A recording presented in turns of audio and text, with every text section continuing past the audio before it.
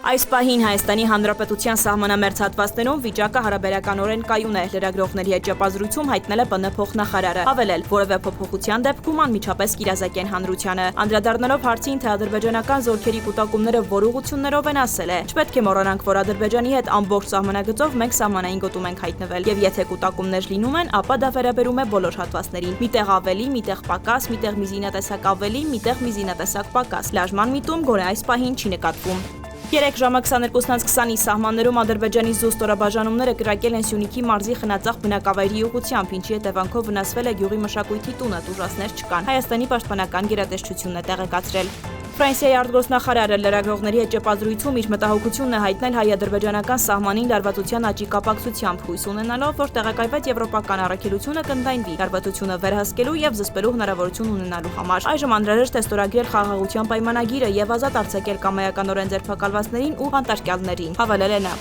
Մոսկվան վստահ է, անհնար է միաժամանակ լինել երկու հակադիր միություններում, ինչպիսիք են Եվրասիական տնտեսական միությունն ու Եվրամիությունը, Գալուզինի հայտարարությունն է։ Ռուսաստանի փոխնախարարը ընդգծել է, որ վերջնական որոշումը Հայաստանինն է որպես ինքնիշխան պետության։ Ըստ նրա, եթե մեր երկիրը գնա եվրոպական ընտրության ճանապարհով, դա կհանգեցնի այն հաստատված տնտեսական հարաբերությունների վերանայմանը, որը Երևանը ներկայումս ունի ԵԱՏՄ գծով իր գործընկերների հետ։